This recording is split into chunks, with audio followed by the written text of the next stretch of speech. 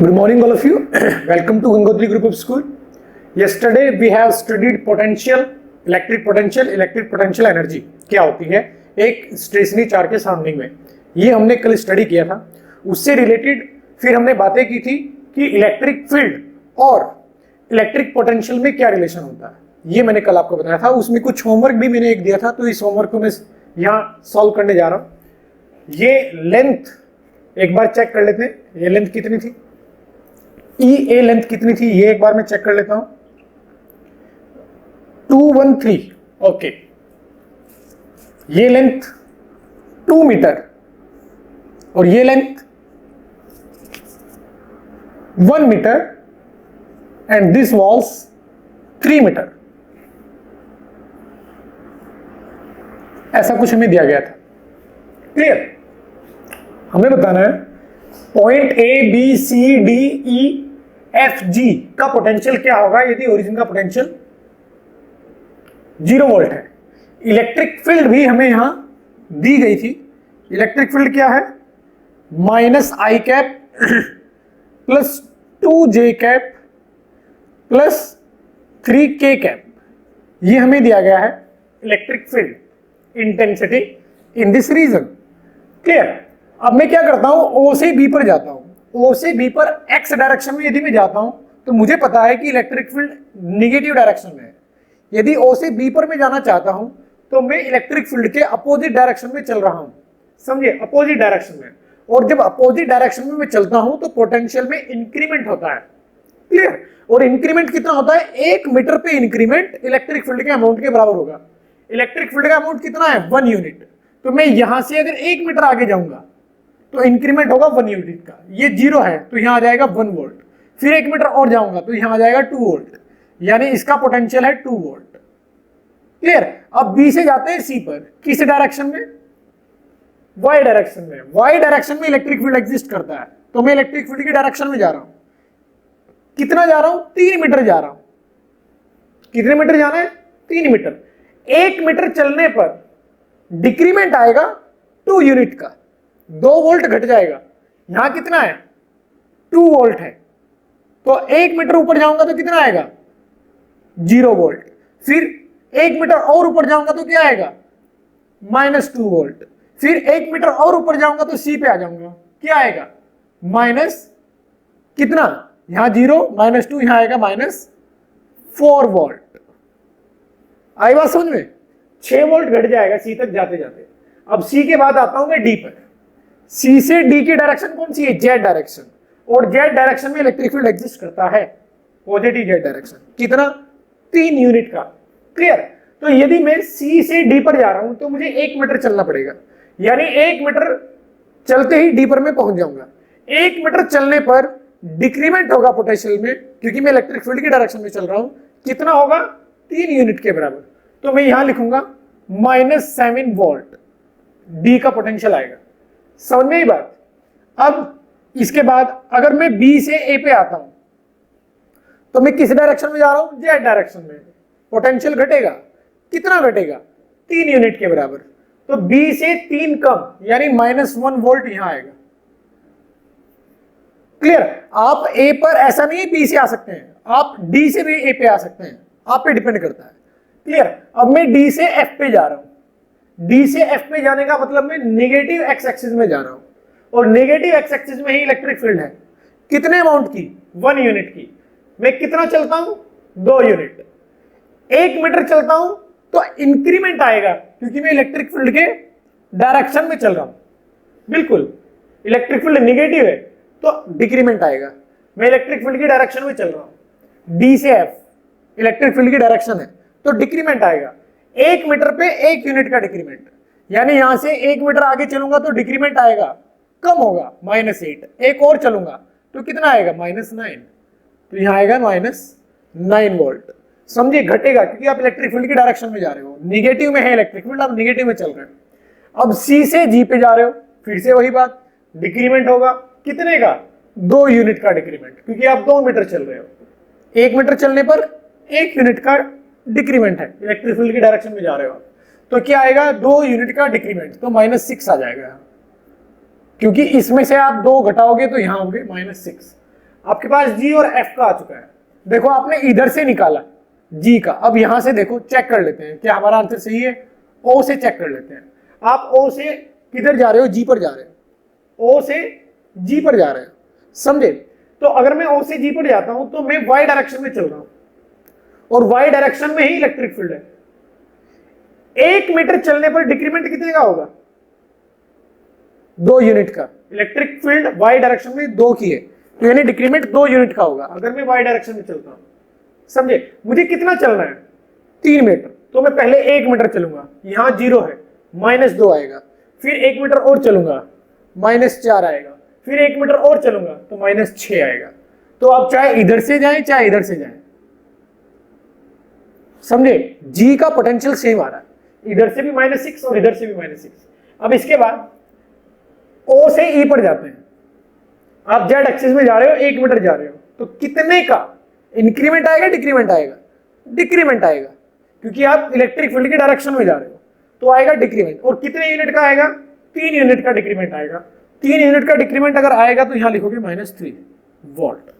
हर एक पॉइंट का पोटेंशियल मैंने लिख दिया है। आप अपने आंसर को किसी दूसरे रास्ते से चल के भी चेक कर सकते हैं कि आपने जो वैल्यूज लिखी है वो सही है या गलत है। क्लियर। तो ये और हो चुका है। अब मैं नेक्स्ट टॉपिक स्टार्ट करूंगा जो होगा equipotential line and equipotential surface. तो ये टॉपिक बहुत इंपॉर्टेंट टॉपिक है, इसको हम स्टार्ट करते हैं। Equipotential line and equipotential surface. यहां जैसे नाम से हमें पता चल रहा है, इक्विपोटेंशियल का मतलब सेम पोटेंशियल। इक्विपोटेंशियल लाइन मतलब एक ऐसी लाइन जो सेम पोटेंशियल रखती हो, इक्विपोटेंशियल लाइन होगी। इक्विपोटेंशियल सरफेस एक ऐसा सरफेस जो सेम पोटेंशियल रखता हो, इक्विपोटेंशियल सरफेस होगा। कल के मैंने लास्ट वाले लेक्चर में एक एग्जांपल में आपको एक बात बताई थी कि अगर आप इलेक्ट्रिक फील्ड लाइंस के परपेंडिकुलर चलते हो तो हमेशा पोटेंशियल सेम रहता है। याद है आपको? इसका मतलब यह है कि इक्विपोटेंशियल लाइन और इक्विपोटेंशियल सरफेस हमेशा इलेक्ट्रिक फील्ड लाइंस के परपेंडिकुलर होते हैं। हमेशा पोटेंशियल सेम तभी संभव है, जैसे हम जानते हैं, हम सभी जानते हैं कि E बराबर क्या होता है, del V by del R. Clear. इससे मैं क्या लिख सकता हूं, इससे मैं क्या लिख सकता हूं, इससे मैं लिख सकता हूं E del R del V। अगर ये नेट है, आर की डायरेक्शन में नहीं है, ये नेट इलेक्ट्रिक फील्ड है यदि, तो यहां डॉट प्रोडक्ट आ जाता है, इंटीग्रेशन। क्लियर। क्योंकि ये जो इक्वेशन है, ये इक्वेशन, इसमें यहां ई आर होता है, ई आर, ये इलेक्ट्रिक फील्ड आर के डायरेक्शन में होता है। लेकिन जब इस इक्वेशन से आप ये इक्वेशन लिखते हो तो यहां इलेक्ट्रिक फील्ड ये नेट भी हो सकता है, नेट इलेक्ट्रिक फील्ड। क्लियर। तो फिर क्या होता है, इस नेट इलेक्ट्रिक फील्ड का हम एक कंपोनेंट लेते हैं, cos थीटा आ जाएगा डी आर, किसकी डायरेक्शन में, आर की डायरेक्शन में। तो अब ये अमाउंट ऐसे कन्वर्ट हो जाता है, इंटीग्रेशन इंटीग्रेशन माइनस इधर लिख देते हैं डेल वी, या ये माइनस आप इधर भी लिख सकते हो। ये क्या आएगा, चेंज इन पोटेंशियल। क्लियर, समझे ना। तो ये डॉट प्रोडक्ट यहां ये प्रदर्शित करता है कि इलेक्ट्रिक फील्ड, ये अमाउंट जो है, ये डी आर की डायरेक्शन में इलेक्ट्रिक फील्ड का कंपोनेंट है। अगर डी आर की डायरेक्शन में इलेक्ट्रिक फील्ड का कोई कंपोनेंट नहीं आता है, यानी ये नेट इलेक्ट्रिक फील्ड 90 डिग्री पर है डी आर के, तो ये डॉट प्रोडक्ट 0 आएगा। और ये डॉट प्रोडक्ट 0 का मतलब ये अमाउंट 0 आएगा, और ये अमाउंट 0 होने का मतलब v कांस्टेंट है। यही चीज मैंने वहां भी आपको बताई थी। ये आप डायरेक्टली ये भी बोल सकते हो, यहां से भी हम जानते हैं कि ई आर बराबर minus del by del R होता है। यदि आर की डायरेक्शन में कोई भी इलेक्ट्रिक फील्ड नहीं है, आर की डायरेक्शन में कोई भी इलेक्ट्रिक फील्ड नहीं है, यानी इलेक्ट्रिक फील्ड या तो कंप्लीटली जीरो हो, या यदि हो तो आर जिस डायरेक्शन में आप चल रहे हो उसके परपेंडिकुलर इलेक्ट्रिक फील्ड हो। तो ये लाइन क्या होंगी, सेम पोटेंशियल दर्शाएंगे। इस लाइन पे क्या आएगा, सेम पोटेंशियल, क्योंकि ये जीरो होते ही ये जीरो में आएगा, डेल भी जीरो हो जाएगा, v कांस्टेंट आएगा। आई बात समझ में? इसका मतलब ये है कि मैं ये बोल सकता हूं इक्विपोटेंशियल लाइन, देखो मैं ये लिखाऊंगा नहीं यहां कि इक्विपोटेंशियल लाइन क्या होता है, इक्विपोटेंशियल सरफेस क्या होता है, ये नहीं लिखाऊंगा, मैं बता चुका हूं। एक ऐसी लाइन जिसपे पोटेंशियल सेम हो इक्विपोटेंशियल लाइन होती है, एक ऐसा सरफेस जिसपे पोटेंशियल सेम हो इक्विपोटेंशियल सरफेस होता है। क्लियर? मैं यहां ये लिखाऊंगा, इंपॉर्टेंट बातें ये आएगी यहां कि equipotential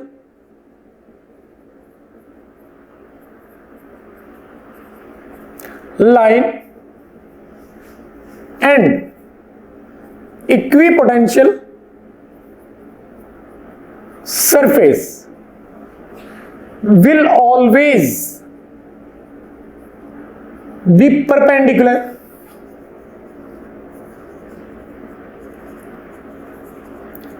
to the electric field lines,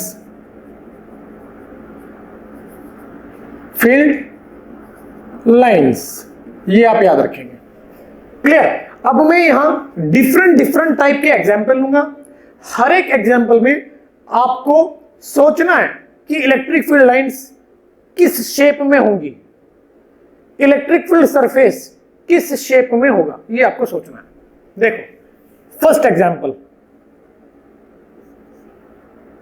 एक ले लेते हैं, पॉइंट चार्ज। ये क्या है, पॉइंट चार्ज।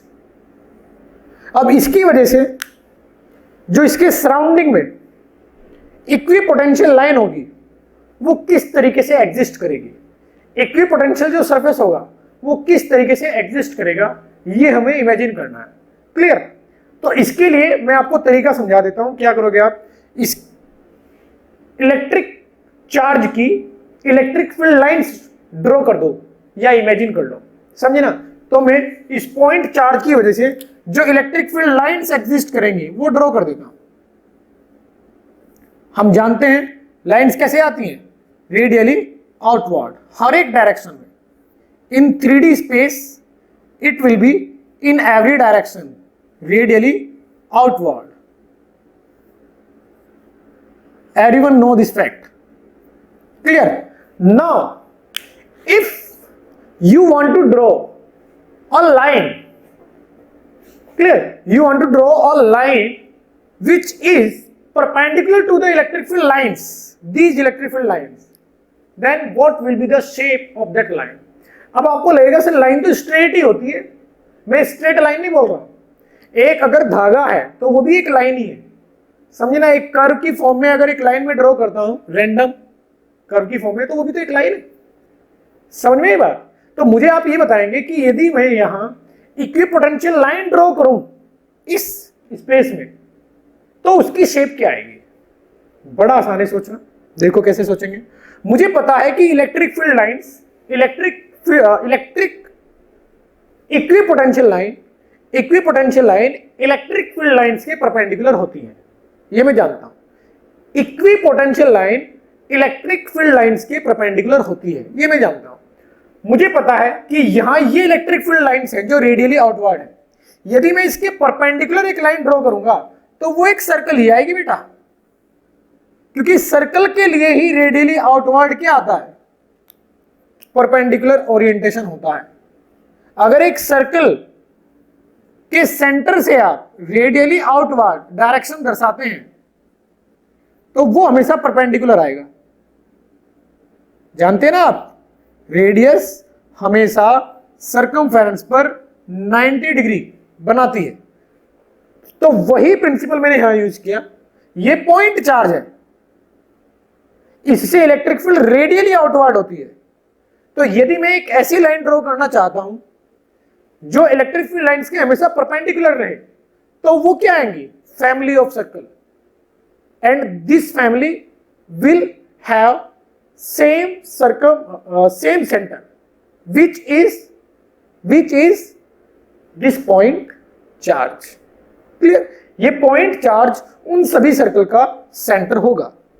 यानी आप यहां डिफरेंट डिफरेंट रेडियस की जितने भी सर्कल ड्रॉ करेंगे वो सभी इक्विपोटेंशियल लाइंस होंगे, सबके सब इक्विपोटेंशियल लाइन होंगे। ये इक्विपोटेंशियल लाइन का मतलब आप यहां हो तो पोटेंशियल क्या लिखोगे इसकी वजह से, मान लेते हैं डिस्टेंस r है ये, तो आप क्या लिखोगे यहां potential k q by r, ये लिखोगे। यहां पोटेंशियल क्या लिखोगे, सेम k ये चार्ज और इस चार्ज से पॉइंट की डिस्टेंस, यही तो होता है फॉर्मूला। k q किसी पॉइंट पर पोटेंशियल किसी चार्ज की वजह से क्या होता है, k that charge upon the distance between the point and the given point charge. Clear? इसकी वजह से इस पॉइंट पर पोटेंशियल यदि मैं बताना चाहता हूं तो k ये चार्ज इंटू q बाय ये डिस्टेंस r, तो यहां भी सेम आएगा k q बाय r, यहां भी सेम आएगा k q बाय r, क्योंकि ये डिस्टेंस सेम है। ये डिस्टेंस सेम क्यों है, क्यों ये डिस्टेंस सेम, क्योंकि ये सर्कल है, समझे ना, सेंटर से सर्कमफेरेंस की डिस्टेंस सेम रहेगी, रेडियस। क्लियर? समझे बच्चों? तो आप किसी भी एंगल से देख सकते हैं इसको। आप पहले क्या करो, ऐसे भी सोच सकते हो कि ये मान लेते हैं पॉइंट चार्ज है, अब इसके चारों ओर वो पॉइंट्स जो इक्वल पोटेंशियल रखेंगे वो कैसे हो सकते हैं, जो सेम रेडियस पे होंगे, सेम रेडियस पे, और सेम रेडियस को अगर आप मिलाओगे तो क्या आएगा, सर्किल आएगा। तो आप इसको किसी भी तरीके से समझ सकते हैं, या तो इलेक्ट्रिक फील्ड लाइंस के साथ रिलेट करो या मैथमेटिकली सोचो, क्योंकि Q तो सेम है सेंटर में रखा हुआ चार्ज। अब मुझे सेम पोटेंशियल रहने के लिए रेडियस सेम लेनी पड़ेगी, और रेडियस सेम तो शेप कैसी आएगी, सर्कल। तो किसी भी तरीके से आप सोच सकते हो। मैं ज्यादातर इलेक्ट्रिक फील्ड लाइंस के टर्म में सोचता हूं। इलेक्ट्रिक फील्ड लाइंस इमेजिन करता हूं, उसके परपेंडिकुलर जो भी शेप आती है उस शेप को मैं क्या बोल देता हूं, ये इलेक्ट्रिक पोटेंशियल इक्विपोटेंशियल लाइन है।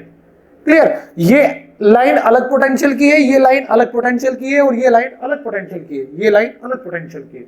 ऐसे ही यहां बहुत सारे इक्विपोटेंशियल लाइन एग्जिस्ट करेंगे। समझ में आई बात? अब आपको बताना है इक्विपोटेंशियल सरफेस। इस पॉइंट चार्ज की वजह से इक्विपोटेंशियल सरफेस कैसा होगा, बड़ा आसान है सोचो। इस पॉइंट के चारों ओर सरफेस की शेप कैसी रखी जाए कि उस सरफेस का हर एक पॉइंट इससे सेम डिस्टेंस पर हो, सेंटर से यानी इस चार्ज से सेम डिस्टेंस पर हो। क्योंकि मैं जानता हूं पोटेंशियल का formula k q by r होता है, तो k तो कांस्टेंट है, ये चार्ज कांस्टेंट है, तो अगर r कांस्टेंट हो जाए तो सरफेस के हर एक पॉइंट पर पोटेंशियल सेम हो जाएगा। तो मुझे ऐसा कुछ सोचना है, ऐसी शेप सोचनी है सरफेस की कि उस सरफेस का हर एक पॉइंट इस एक पॉइंट से सेम डिस्टेंस पर रहे। वो शेप क्या हो सकती है, स्फेरिकल शेल। समझे? स्फेरिकल शेल का जो सरफेस होता है उसका हर एक पॉइंट सेंटर से कितनी डिस्टेंस पे होता है, r डिस्टेंस पे। तो इसका मतलब ये है, यदि आपसे पॉइंट चार्ज का इक्विपोटेंशियल सरफेस पूछा जाए कि उसकी शेप क्या होगी, तो आप क्या आंसर दोगे, इनफिनाइट। क्या आंसर दोगे, इनफिनाइट स्फेरिकल शेल्स, और ये सभी शेल सेम सेंटर रखेंगे। क्लियर? जिस पर आपने चार्ज रखा हुआ है। समझ में आई बात? तो इक्विपोटेंशियल सरफेस की शेप क्या आएगी, a spherical shell which has centre on this given charge. आई बात समझ में? तो ये क्लियर है आपको। अब मैं दूसरा एग्जांपल लेता हूं, एग्जांपल सेकंड देखें।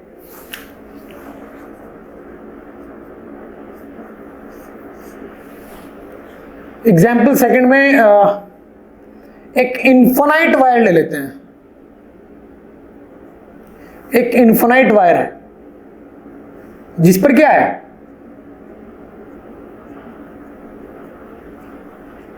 Uniform charge density, linear charge density, uniform linear charge density है। ऊपर भी इन्फिनाइट है, ये नीचे भी इन्फिनाइट है। लैम्डा इसकी क्या है, चार्ज डेंसिटी। समझ में आई कहानी? अब आप इस अरेंजमेंट के सराउंडिंग में, इस अरेंजमेंट की सराउंडिंग में इक्विपोटेंशियल लाइन और इक्विपोटेंशियल सरफेस क्या आएगा, ये सोचें। समझे? सोचो किस तरीके से आएगा।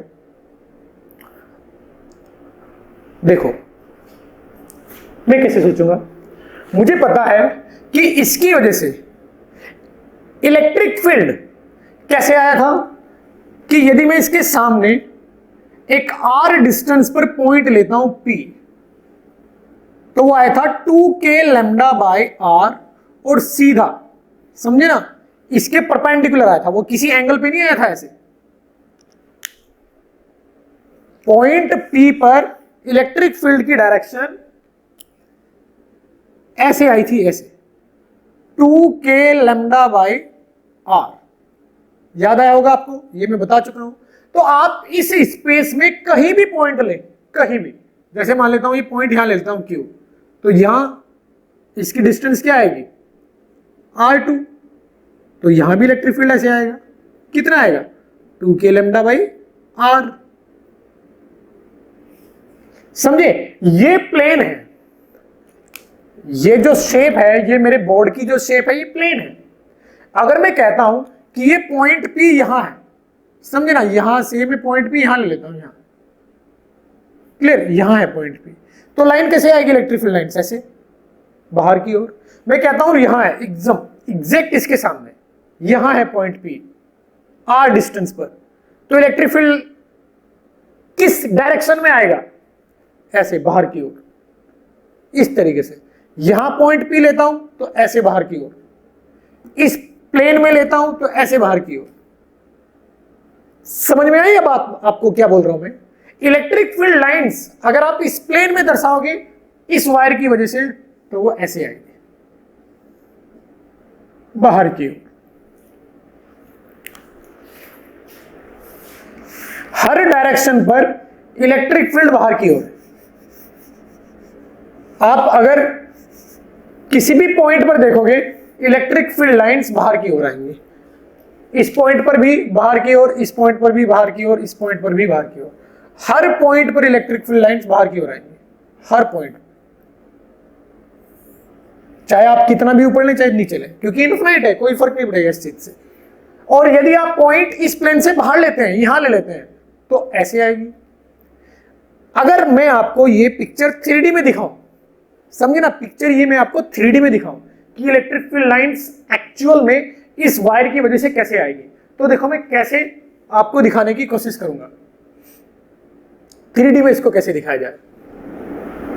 देखो ये वो वायर है जिस पर चार्ज है,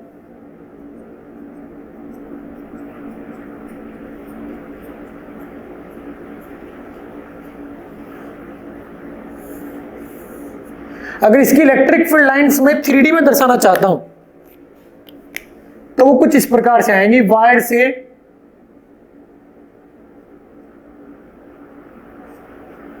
रेडियली आउटवर्ड हर डायरेक्शन में,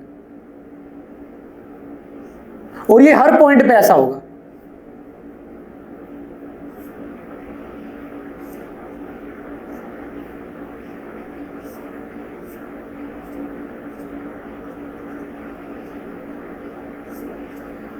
हर पॉइंट पे इसी प्रकार से बाहर की ओर आएगी, हर पॉइंट पर, वायर के हर पॉइंट पे।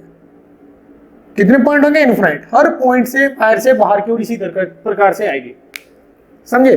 तो ज्यादा रैंडम हो जाएगा ये पिक्चर अगर मैं ज्यादा बनाने की यहां कोशिश करूंगा, तो आप समझे मेरी भावनाओं को, मैं क्या आपको बताना चाह रहा हूं, इसको इमेजिन करें।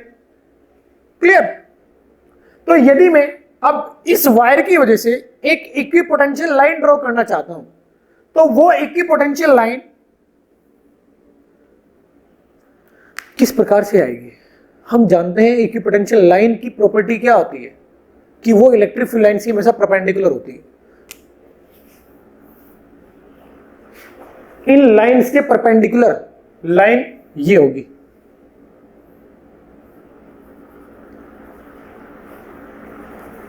इसका मतलब अगर आपको एक इनफाइनाइट स्ट्रेट चार्ज्ड वायर दिया जाए तो उसकी इक्विपोटेंशियल लाइन उसके पैरेलल लाइन होती है, ये लाइन, ये लाइन,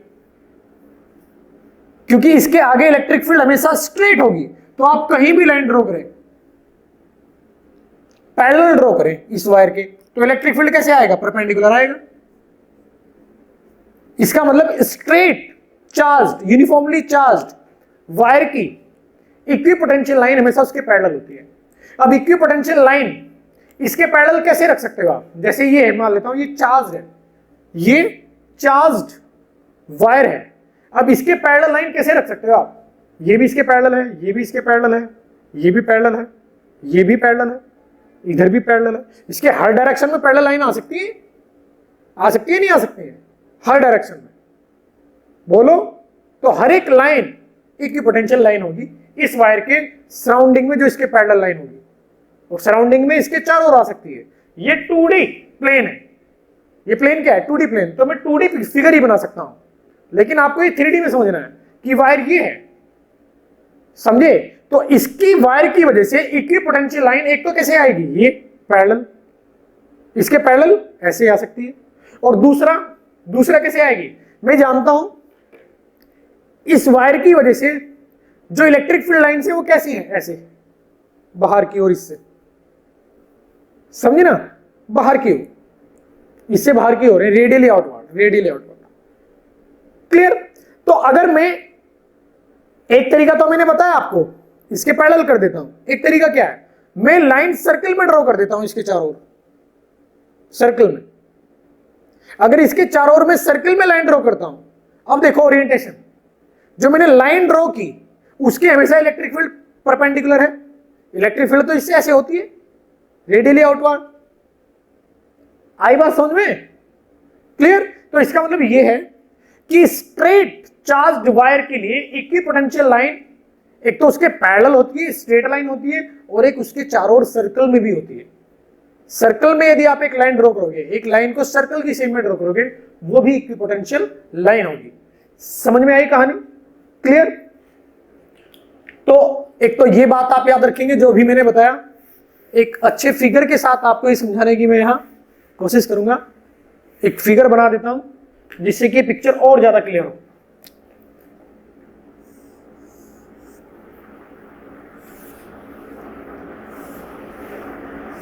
देखो मैंने क्या किया, एक इमेजिनरी सिलेंडर कंसीडर किया, इमेजिनरी वायर को इसके एक्सिस पे रख दिया,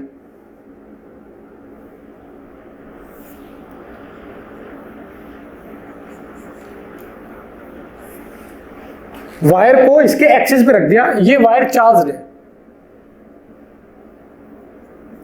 तो यदि आप इलेक्ट्रिक फील्ड का ओरिएंटेशन देखेंगे तो आपको वो कुछ इस प्रकार से नजर आएगा, इस पूरे स्पेस में ऐसे।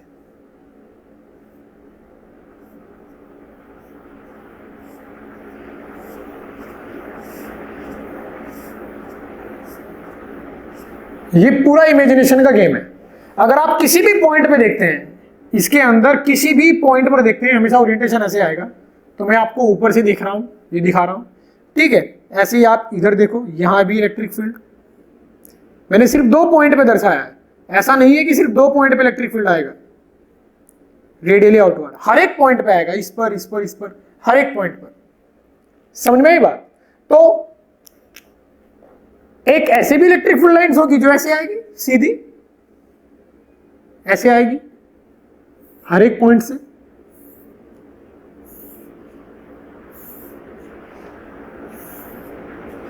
तो इन लाइंस के परपेंडिकुलर लाइन ये है, ये क्या है? Equipotential line. इक्विपोटेंशियल लाइन जो आपको अभी मैंने बताया वो इलेक्ट्रिक फील्ड लाइंस के परपेंडिकुलर होंगी। एक तो इस तरीके से आएगा, क्लियर? दूसरा, अगर आप इस वायर के, जैसे ये वर्टिकल वायर मान लेता हूं, इस वर्टिकल वायर के चारों ओर सर्कल में एक लाइन ड्रॉ करते हैं, किस फॉर्म में? सर्कल में। तो आप देखें इस लाइन के हर एक पॉइंट पर electric field lines radially outward होगी, समझे ना? जैसे ये एक सेंटर वाला वायर मैंने ऐसे दिखाया, तो यदि इस वायर के चारों ओर आप सर्कल में लाइन ड्रॉ करें, सर्कल बनाएं, एक लाइन से सर्कल बनाएं, तो आप इस सर्कल पर इलेक्ट्रिक फील्ड लाइन हमेशा परपेंडिकुलर पाएंगे। तो इसका मतलब ये है कि इक्विपोटेंशियल लाइन ये तो है, साथ साथ में ये लाइन जो सर्कुलर लाइन है ये भी इक्विपोटेंशियल लाइन है। इस वायर के चारों ओर अगर मैं एक सर्कल ड्रॉ कर देता हूं, इस वायर पे जिस सर्कल का सेंटर हो, एक ऐसा सर्कल जिसका सेंटर इस वायर पर हो, तो वो भी क्या होगा, इक्विपोटेंशियल लाइन होगा। क्योंकि देखो आप, इलेक्ट्रिक फील्ड लाइंस परपेंडिकुलर आ रही है इस लाइन के, और हर पॉइंट पे ऐसा होगा, हर एक पॉइंट पे ऐसा होगा इस वायर के, समझे। तो ये तो मैंने बताया आपको इक्विपोटेंशियल लाइन, एक स्ट्रेट इनफाइनाइट चार्ज की वजह से। यदि आपसे पूछ लिया जाए इक्विपोटेंशियल सरफेस इसी केस में, तो जरा आप ये सोचो कि इस स्ट्रेट चार्ज्ड वायर के चारों ओर ऐसे सरफेस की शेप क्या है जिसके हर एक पॉइंट पर इलेक्ट्रिक फील्ड परपेंडिकुलर हो। क्लियर। इस वायर के चारों ओर ऐसा सरफेस इमेजिन कीजिए जिसके हर एक पॉइंट पर इलेक्ट्रिक फील्ड परपेंडिकुलर आए। वो सरफेस कैसा आएगा, वो आएगा सिलेंडर की फॉर्म में, सिलेंडर का कर्व्ड सरफेस। ये अगर मैं सरफेस मान लूं ना, सिलेंडर का कर्व्ड सरफेस, इसके जो चारों ओर है, जैसे ये है तो इसके चारों ओर कर्व्ड सरफेस जो आएगा सिलेंडर का, ये इमेजिनरी सिलेंडर जो मैंने बोला था, इसके चारों ओर, समझे ना, वायर के चारों ओर जो सरफेस आएगा यानी curved surface of cylindrical shape. Clear, समझ में आया। तो जो सरफेस आएगा, इक्विपोटेंशियल सरफेस आएगा इस चार्ज लाइन के चारों ओर, वो सिलेंड्रिकल कर्व्ड सरफेस की फॉर्म में आएगा। आप देखें इसके हर एक पॉइंट पर इलेक्ट्रिक फील्ड परपेंडिकुलर आएगा। तो शेप क्या है इक्विपोटेंशियल सरफेस की, वो होगी सिलेंड्रिकल कर्व्ड सरफेस एरिया। ये शेप होगी इक्विपोटेंशियल सरफेस की। तो इसको बड़े अच्छे से आप इमेजिन करें। और अब आपको सोचना है, जो आपको मैं होमवर्क दे रहा हूं, वो होमवर्क क्या रहेगा आपका, वो ये रहेगा कि एक इनफाइनाइट प्लेन है, इनफाइनाइट प्लेन, समझे ना, ऊपर इनफाइनाइट है वो, इधर भी इनफाइनाइट, इधर भी इनफाइनाइट और नीचे भी infinite. Uniform surface charge density sigma आपको दी गई है इस प्लेन सरफेस की। तो इसके सामने, इस प्लेन के सामने इक्विपोटेंशियल लाइन की शेप क्या आएगी, इक्विपोटेंशियल सरफेस की शेप क्या आएगी, आपको सोचना है। आप जानते हैं इनफाइनाइट प्लेन की वजह से उसके आगे या उसके पीछे इलेक्ट्रिक फील्ड कितना होता है, सिग्मा अपॉन 2 एप्सिलॉन नॉट। समझिए, मैंने बताया था आपको sigma upon 2 epsilon not. Clear. Sigma upon 2 epsilon not में हर एक चीज कांस्टेंट है, सिग्मा भी, 2 भी और एप्सिलॉन नॉट भी। इसका मतलब इस इनफाइनाइट प्लेन के सामने अगर मैं कोई भी पॉइंट लेता हूं, वो पॉइंट पी चाहे दूर हो चाहे नजदीक हो, इस प्लेन के चाहे दूर हो चाहे नजदीक हो, इलेक्ट्रिक फील्ड कितना आता है, सिग्मा अपॉन 2 एप्सिलॉन नॉट बाहर की ओर। अगर आप इसके पीछे हैं, यहां पॉइंट है, तो वो इस डायरेक्शन में आएगा। ये पॉइंट क्यू है, कितना आएगा, सिग्मा अपॉन 2 एप्सिलॉन नॉट। तो इसके आगे और इसके पीछे आप इलेक्ट्रिक फील्ड जानते हैं, यूनिफॉर्म इलेक्ट्रिक फील्ड है sigma upon 2 epsilon naught, perpendicular to the plane, समझे, प्लेन से दूर की ओर। तो अब इलेक्ट्रिक फील्ड लाइंस की शेप आप जानते हैं, तो इक्विपोटेंशियल लाइन और इक्विपोटेंशियल सरफेस की शेप आप कमेंट कर सकते हैं। ये आपका होमवर्क है, समझे।